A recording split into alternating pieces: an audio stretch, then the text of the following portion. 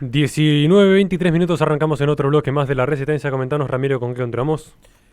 Voy a hablar un poco acerca de lo que los números preocupantes, la herencia, la terrible, horrible herencia que ha recibido este gobierno, Javier Milei, en estos últimos 3, 4 meses ya de gobierno, donde, bueno, los números son, eh, por ahí no sorprenden, porque uno se va acostumbrando a esta nueva normalidad y cree que 41,7% de pobreza en Argentina es un número más, ¿no?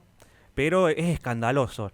La verdad que eso es lo que ha dejado, no solamente lo que ha sido hace varios años ya, ¿no? De la década ganada, el kirchnerismo, el macrismo, el Cambiemos no pudiendo este, enderezar el rumbo del país. Bueno, todo este tipo de cuestiones y también tenemos que hablar, ¿no? De los años 90, los años 80. Un número de la indigencia que se disparó, ascendió al 11,9%, prácticamente, ¿no? Un 12%. Y esto es una de las herencias con las que tiene que luchar el gobierno, más allá de todo el desastre del que voy a tocar un poco algunos temas que ha recibido, porque las causas de corrupción, el robo, ¿no? El despilfarro de dinero. Yo me puse a pensar y a ver todas esas cifras colosales, multimillonarias, dólares, pesos que desaparecen, enriquecimientos para líderes de las organizaciones sociales, pero a la gente no le llegó nada, no le llega nada. Yo digo, con ese dinero no hay forma, es imposible, con esas cifras multimillonarias, que haya un país donde haya gente que pase hambre. Em, Ahora, bueno, para dar algunos detalles, quería decir un poco retroceder, ¿no? Simplemente más allá de esos números que ya les conté y los habrán visto porque fueron noticias hace algunos días. ¿Qué ha pasado en Argentina, no? Porque ¿quiénes son los culpables de la pobreza? ¿Quiénes son los culpables de la pobreza estructural que ya tenemos básicamente en un 30%, ¿no? Siempre se habla de un 30%. Y pensar que en los años 70 la pobreza estaba en el 5,7%, no llegaba al 6%. Y sin embargo, en aquella época, bueno, pasó el 24 de marzo, pasó todo lo que tiene que ver con aquella época del proceso militar, ¿no? ¿Por qué luchaban, ¿no? Aquellos subversivos? Eso es lo que yo me preguntaba, ¿qué era lo que buscaban? La conquista del poder por idealismos absurdos en un país con apenas el 5% de la pobreza en aquel momento, ¿no? Escandaloso es lo que pasó después cuando se cuadruplicó y pasó al casi 20%, un 19,6% en la década siguiente, años 80.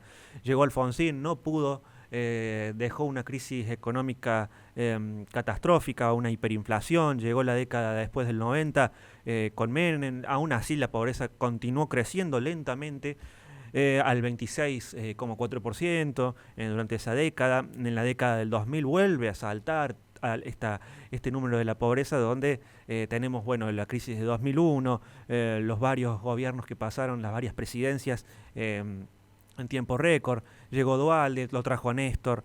Nos quedamos con un 36,4%, un país que en aquel momento, ¿no es cierto?, estaba con viento a favor, ¿no? Se hablaba de ese viento a favor en aquella época de Néstor.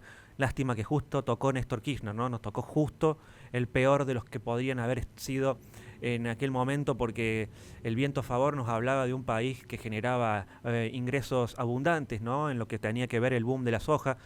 Y sin embargo ahí la despilfarraron, la robaron, la malgastaron, entregaron el dinero como si fuese este, la nada misma, ¿no? Para a la gente simplemente subsidio, subsidio y esta costumbre de los planes sociales, los planes de descansar, ¿no? Porque en eso se basaba. Una pobreza estructural que ya no se le puede echar la culpa al proceso militar. Yo no veo porque por ahí sobre todo los gobiernos progresistas, la izquierda, no, que el proceso militar, que ahí fue el momento donde comienza la decadencia, ya pasaron 40 años. 40 años han pasado, casi medio siglo, y vamos a seguir viviendo en el pasado en relación a lo que pasó en la década de los 70, ¿no? Porque siempre hay que seguir haciendo un revisionismo en esa época, ya que lo convirtieron en un relato. Eh, también veía, ¿no? Este nivel de pensamiento, ¿no? De esta gente, ¿qué se puede esperar? Ayer, domingo de Pascua, domingo de Resurrección, donde se veían a este tipo de personas, ¿no? Con estas ideas progresistas, izquierdistas, empobrecedoras, comunistas, socialistas, izquierdistas, que decían: Jesús fue el primer revolucionario, el primer comunista, el primer socialista. Pero me parece que no lo entienden, no lo tienen para nada claro, ¿no? Porque Jesús multiplicó los panes, no multiplicó los pobres. La pobreza la multiplican ustedes, la multiplican los gobiernos de turno que han pasado en los últimos años en Argentina. Es la democracia, no es el proceso militar, no es la época de Perón en los años 50, no es el liberalismo de los años 30, de los años 20, no es la década infame, ya está, ya pasó, no es eso. El problema es ahora, actualmente, que lo que buscan justamente es quedarse, llenarse los bolsillos ellos, sálvese quien pueda. Porque uno ve y todo lo que surge, la podredumbre que surge gracias a lo que se está haciendo bien hecho, ¿no? Como corresponde. Como corresponde sacar a la luz las causas de corrupción y el desastre que han dejado, ¿no? El desfasaje multimillonario de los robos, los negocios de las indemnizaciones de los 70, ¿no? Por ejemplo, para decir un ejemplo de lo que pasó, el despilfarro de dinero, el robo. La jubilación multimillonaria de Cristina Kirchner, por ejemplo, el negocio en el DATSE, los problemas, el terrible descontrol y desmanejo del PAMI, ¿no? Otra de las causas que están, donde se tiene que llegar a una conclusión, ¿no? De una investigación seria de la justicia, porque también es parte de la justicia del problema que tenemos actualmente en Argentina. El Poder Judicial. Tenemos también lo que surgió recientemente hace pocos días, ¿no? El tema vinculado a las cooperativas, las famosas cooperativas. Nada en contra de lo que es la cooperativa en sí, la definición de la cooperativa. No, sino las cooperativas utilizadas para llenarse los bolsillos durante el gobierno anterior. Básicamente vivir del Estado, que vivir del Estado es vivir de nosotros. Ahí es donde la plata nuestra, que pagamos impuestos a raudales, ¿no es cierto? Y esos impuestos, ¿a dónde van? Porque ¿cómo puede ser que paguemos tantos impuestos y tengamos la cantidad de pobres que tenemos? ¿Cómo puede ser que la inflación se haya disparado constantemente? ¿Cómo puede ser que aún emitiendo dinero la pobreza sigue estando en nuestro país presente y estructuralmente pareciera ser que se quiere imponer en un 40% y quieren normalizarla? 97 de las cooperativas que estaban, se están investigando esta cuestión de las cooperativas de trabajo, no trabajaban la gran mayoría, 72% de las cooperativas no presentó balances ni hizo ninguna asamblea, estas cooperativas durante el gobierno de Alberto Fernández, que las multiplicó, ¿no? Y no hicieron nada. El 22% de estas cooperativas repiten asociados. Increíble, impresionante, ¿no? Los fiscales deben estar actuando, ¿no? Acerca de esto, de este gran asalto, ¿no? Al Estado, que es un asalto a los argentinos. 20% repetían el correo electrónico, ni siquiera sabían robar, se creían que iba a llegar Massa y que la cuestión iba a seguir camino, ¿no es cierto?, a seguir enriqueciéndose ellos mismos. El 9% repetía domicilio. Una burrada terrible de parte de ellos, ¿no? De parte de ellos hacer estas maniobras, ¿no? Sobre todo de algunos movimientos sociales. Caso está siendo investigado por la Fiscalía Anticorrupción, se está investigando en la justicia ya a quien es Adrián Pérsico, que estaba de un lado del mostrador y del otro. Estaba de los dos lados, ¿no? Del lado del Estado y del lado de la organización social, que él dice, del movimiento social, del movimiento Evita, que él dice, no sabía que no se podía hacer, no sabía que no se podía, que yo no podía entregar esas cantidades de dinero, más de 600 millones, no recuerdo la cifra, una cifra asquerosa, vomitiva, toda esta cuestión. Y organizaciones, ¿no es cierto?, que recibían dinero del Estado, ¿no es cierto?, completamente cooptado el Estado por parte de estos delincuentes. Y una de esas causas también aparece investigada justamente Victoria Tolosa Paz, por lo que el gobierno de Milei está preparando, ¿no es cierto?, una mega causa en contra de varios dirigentes, en contra de varios. Ya salió hace algunos días lo que fue el tema, el caso de haber Grabois, Juan Grabois, ¿sabía o no sabía lo que estaba pasando? Bueno, todos se hacen los sonsos, todos se hacen los que bueno, ni hablar de Alberto Fernández, la cuestión escandalosa de los seguros del Estado, ¿no? Los seguros, esas reuniones que organizaba, lo que salió, las reuniones en Quinta de Olivos, en Casa Rosada, ya no recuerdo, con el tema de los seguros. Todos son causas de corrupción que uno los va pensando y cada vez son más y cifras multimillonarias. La causa de los guardapolvos también, ¿no?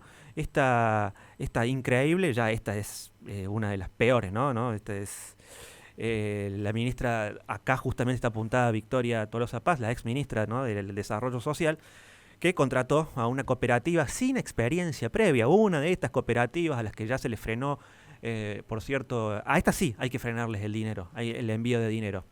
El tema de los medicamentos y los enfermos oncológicos es una cuestión aparte, por ejemplo, que yo sí lo critico. Hay que ser más rápido, hay que ser más avivado en esa cuestión, porque eso es gente que la está pasando mal en serio, ¿no? Acá sí, en este caso de las cooperativas, por ejemplo, se le había encargado por parte del Desarrollo Social, a una cooperativa, como les decía, sin experiencia previa en la producción de 165.000 guardapolvos, o sea, juegan con la pobreza de la gente, juegan con los niños, y ellos son los que dicen actualmente, los que se jactan de decir Milei está gobernando de manera inconstitucional, está gobernando todo lo que ellos quieran, pero ellos no son la voz, no son ninguna voz autorizada. Lamentablemente en el país la voz pareciera que esa es la oposición. De esta cooperativa llamada 15 de julio la habría subcontratado a su vez a otras dos cooperativas. O sea, miren la ruta del dinero, y facturaron, ¿saben cuánto? Por 165.000 guardapolvos, 670 millones. ¿Saben cuántos guardapolvos se entregaron? De 165.000, 4.500 guardapolvos. Quiero decir, se burlan de la gente, por no decir la otra palabra. Se burlan mucho de la gente, la verdad. No quiero decir la otra palabra, pero bueno, da bronca. Entonces es un llamado a la justicia, a ver si alguna vez alguien va preso. Por ahí, como decía, yo concuerdo con Victoria Villarroel cuando dice la designación de Ariel Lijo, y uno de los jueces tiempistas en Argentina, uno de los responsables que se le escapó Vudú, se le escapa Cristina, la dejó absuelta, la dejó... bueno, tantas causas que proscribieron. Nadie fue preso, nadie va preso. Esa es una de las deudas históricas, ¿no?, de esta vuelta de la democracia. Yo no sé para qué al final tanta institucionalidad, tanta burocracia, tantos libros de derecho, ¿para qué? Para nada. Así que simplemente dejar eso en claro acerca de lo que ha sido las maniobras de corrupción escandalosas y cómo juegan con la pobreza, ¿no? Toda esta gente que después se rasga las vestiduras hablando de pobreza, y son los que dicen que Jesús era un comunista, el primer revolucionario. Bueno, ellos son los que multiplican los pobres mientras Jesús multiplicaba los panes. Así que simplemente recordarles a todos que, como les digo, ¿no?, hay cosas criticables, cuestionables del gobierno de Milei, hay cosas que por suerte salen a la luz. Hay que seguir con esta tarea, con esta labor, que es lo importante, ¿no?, la corrupción y la pobreza que nos han dejado. Le recordamos a la gente que este programa sube al canal de YouTube de La Resistencia Radio, donde en la descripción de los videos tiene nuestra plataforma Patreon, donde pueden apoyarnos para que podamos seguir haciendo este tipo de contenido. Vamos a un corte y enseguida volvemos con más Resistencia.